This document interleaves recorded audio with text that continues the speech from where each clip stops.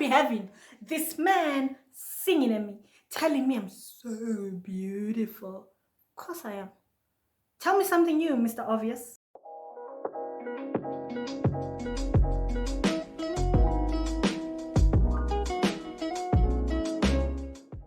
Hello everyone, I'm Mel. Welcome back to the channel.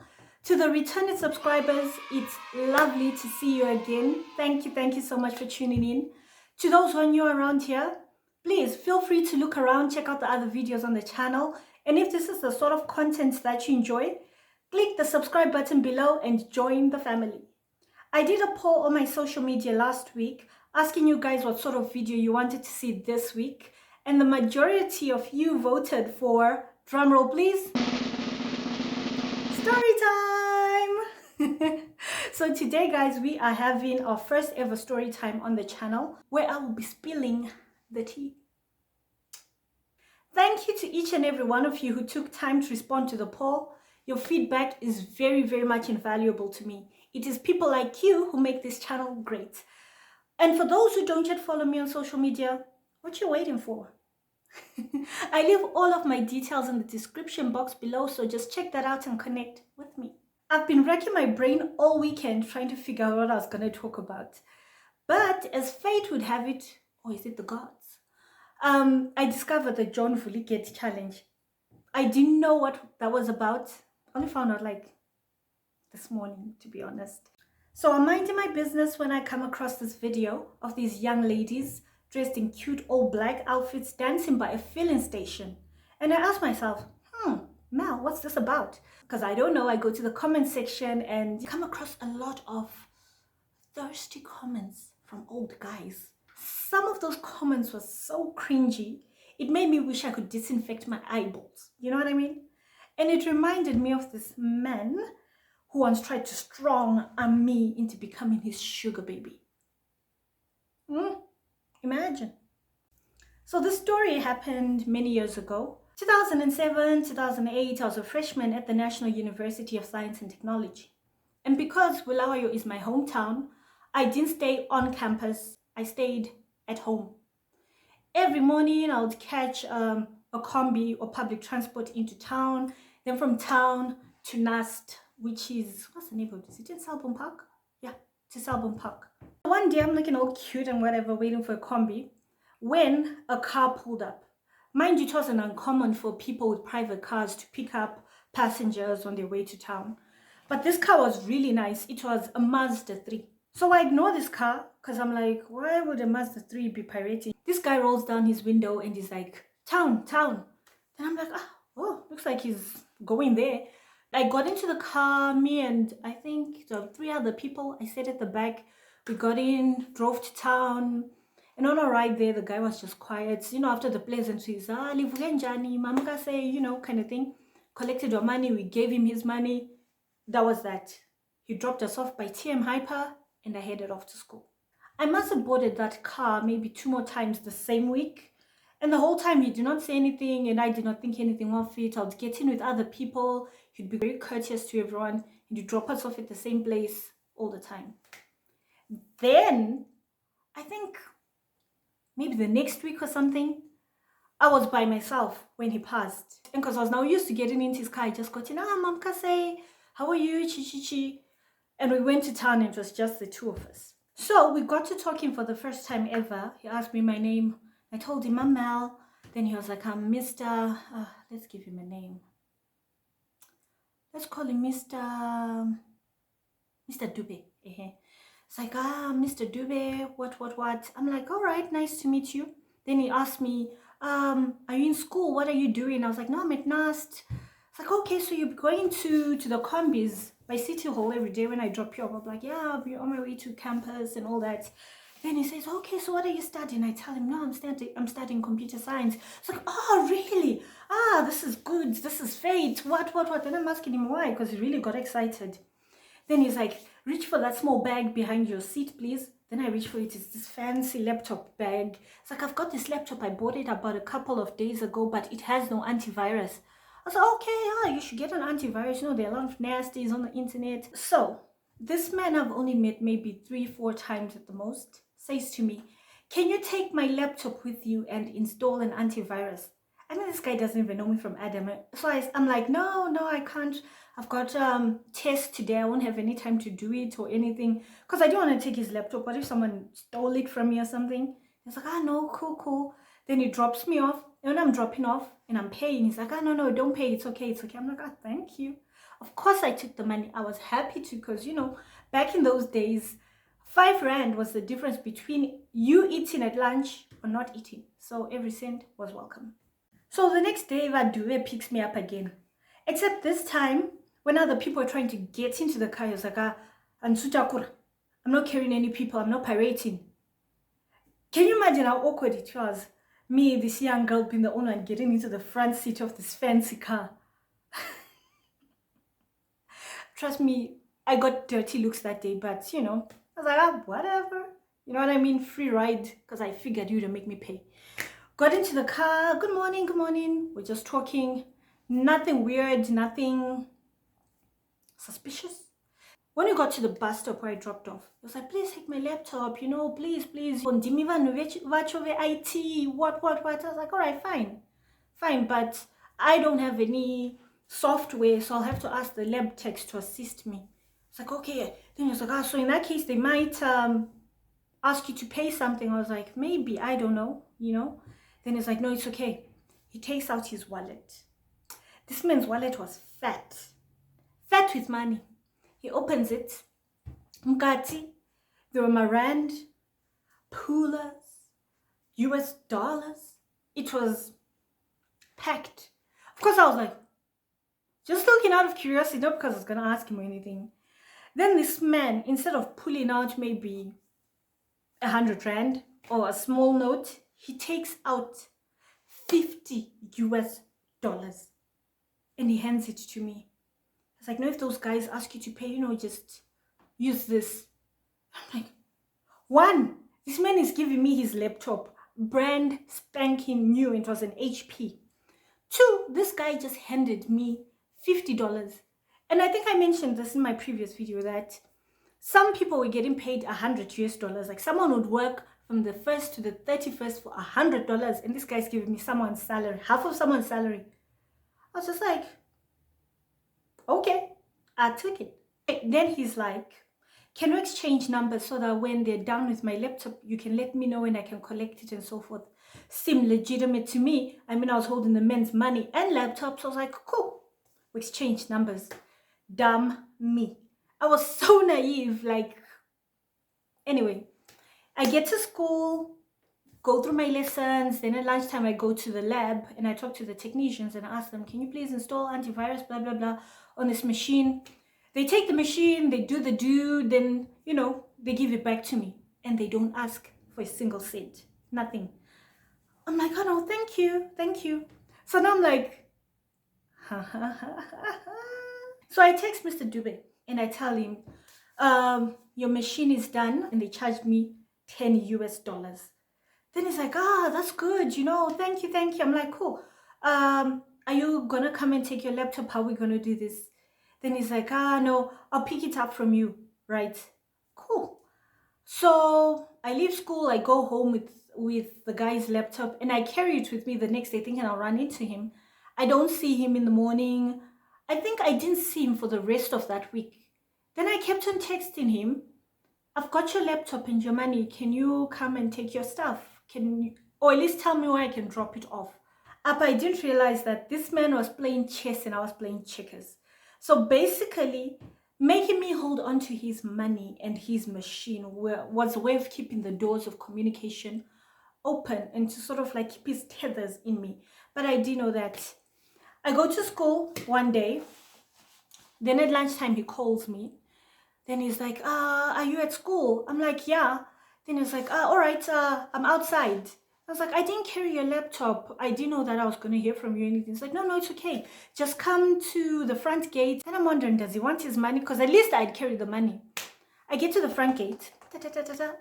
Then he's like to me, hi, how are you? I haven't seen you in a while. I missed you. I'm like, sir? Okay. I take out the money. I'm like, here's your money. He's like, no, just hold on to it. I'm gonna take it at the same time I take the laptop. Anyway, I brought you lunch. And I'm like, you brought me lunch? It's like, yeah. Then he hands me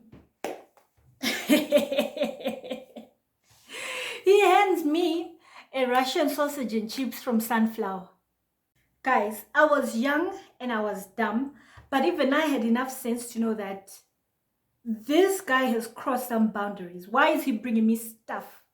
And sausage and chips at that, who told him I like sausage and chips. So I was like to him, thank you, but I do not like chips. They're too greasy. Then he looks at me like, what?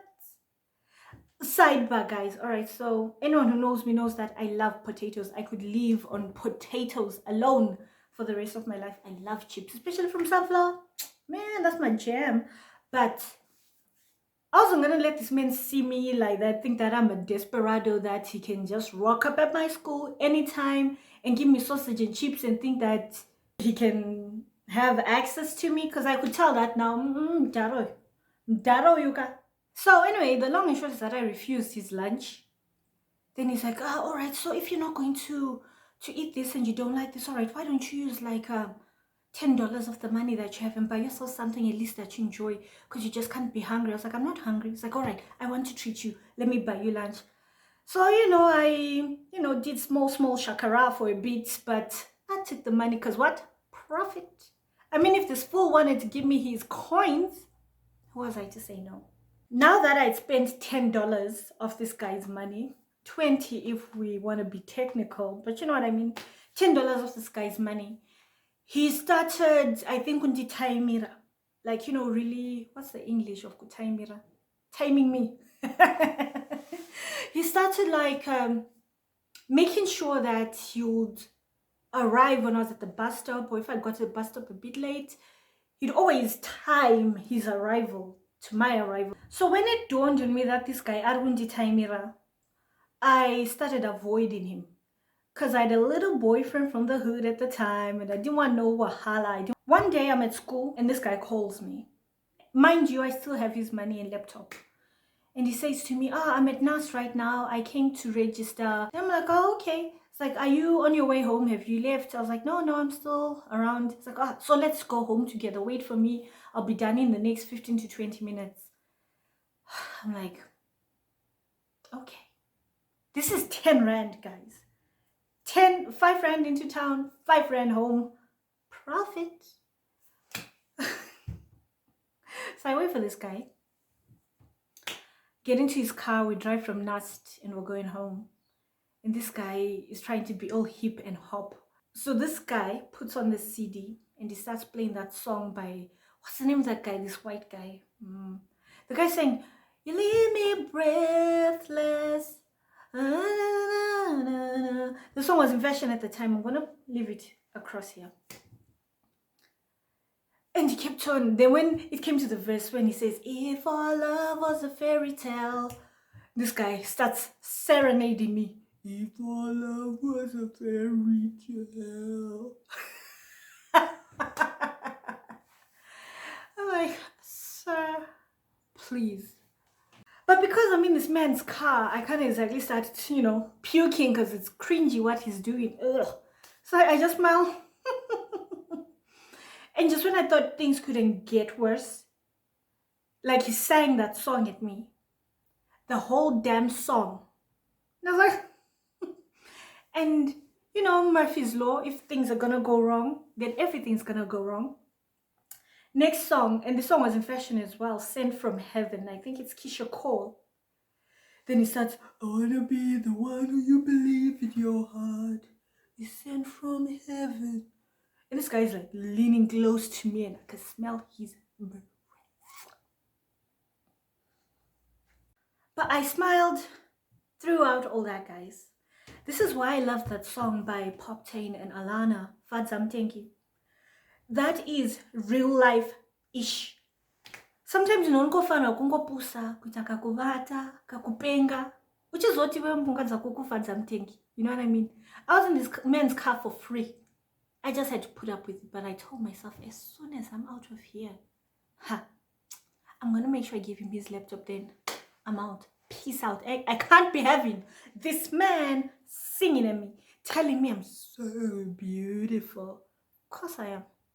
Tell me something new, Mr. Obvious. Says Janae, weekend rolls by and it's a dry spell in the house. There's no money, there's no food, you know.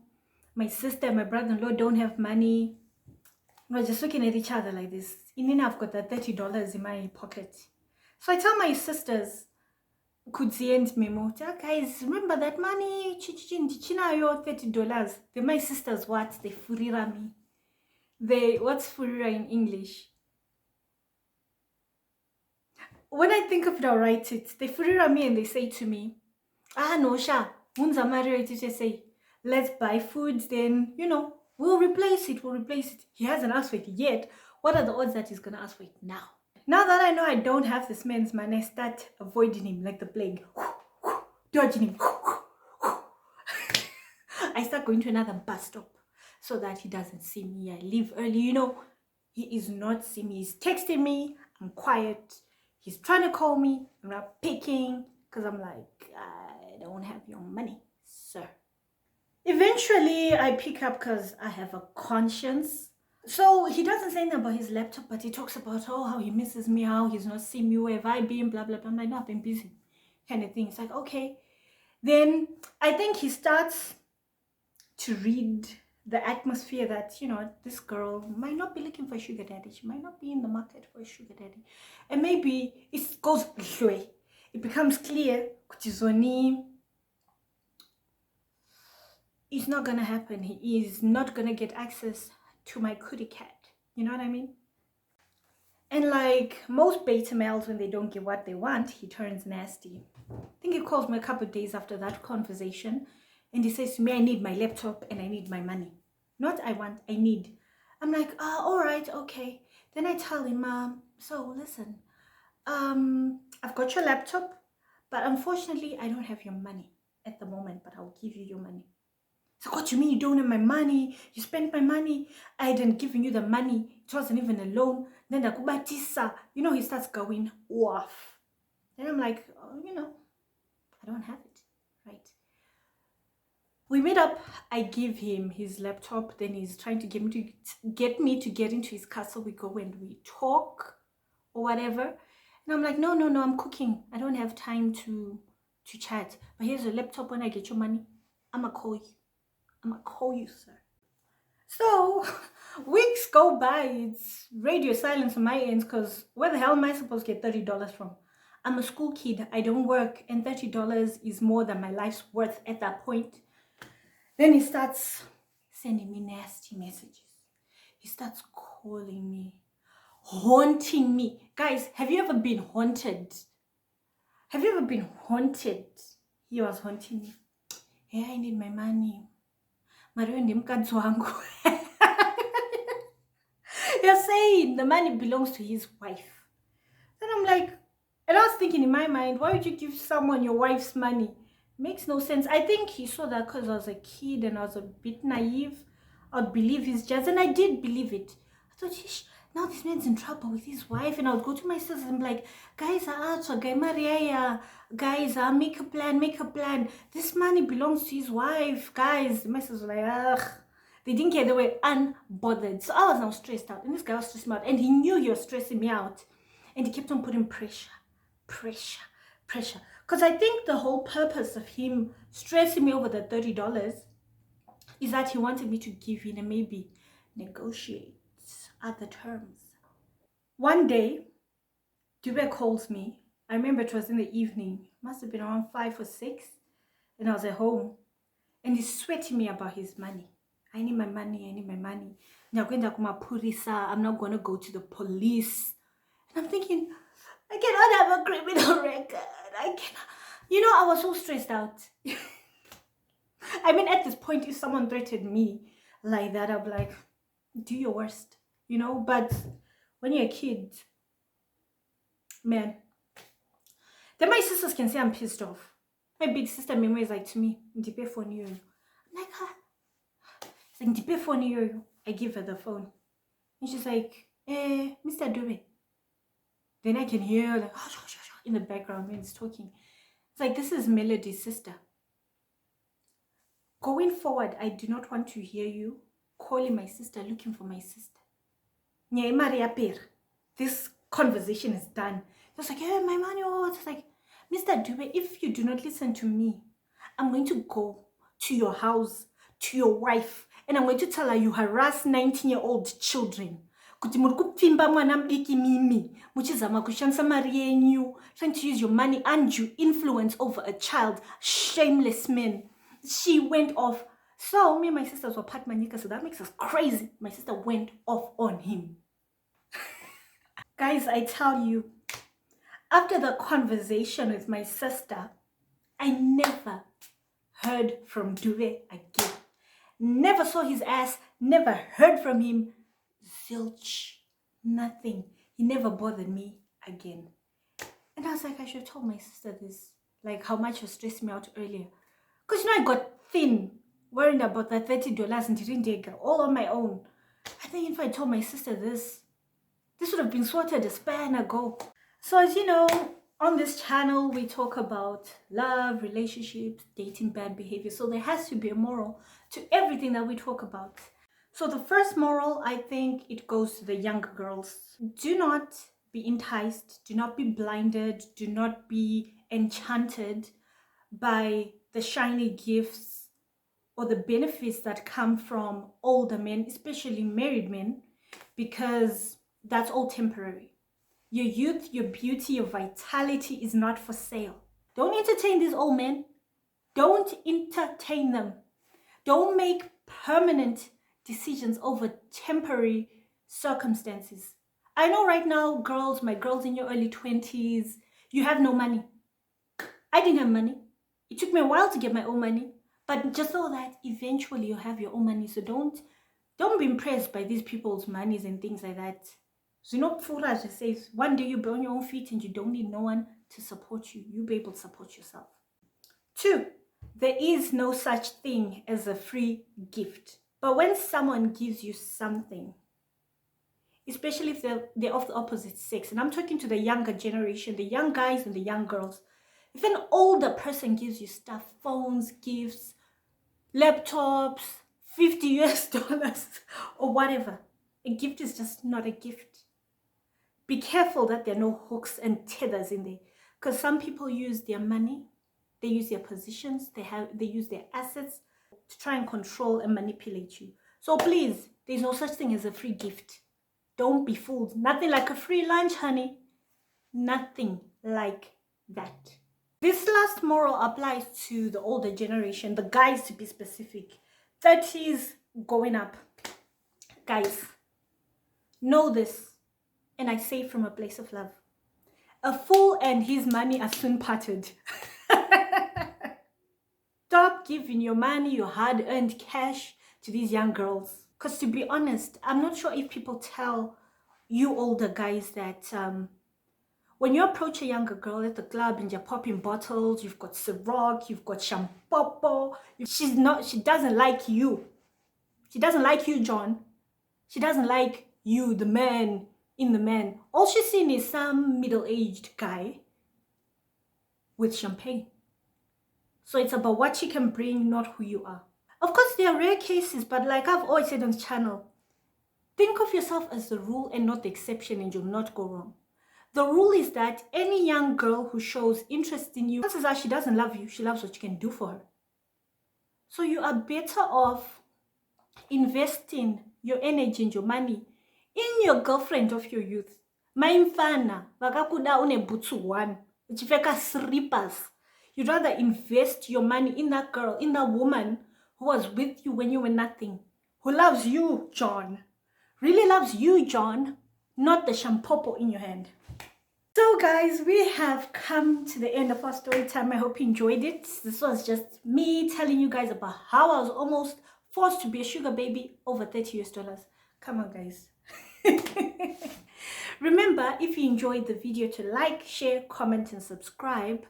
And please be more interactive on my social media platforms. I'll be doing more polls, finding out what sort of content you guys want to see from me. The next video will definitely be on dating. That was a close second on the poll. So for me, that's all. I hope you enjoyed the video. Till the next time we see each other on the internet. Musare mnyasha.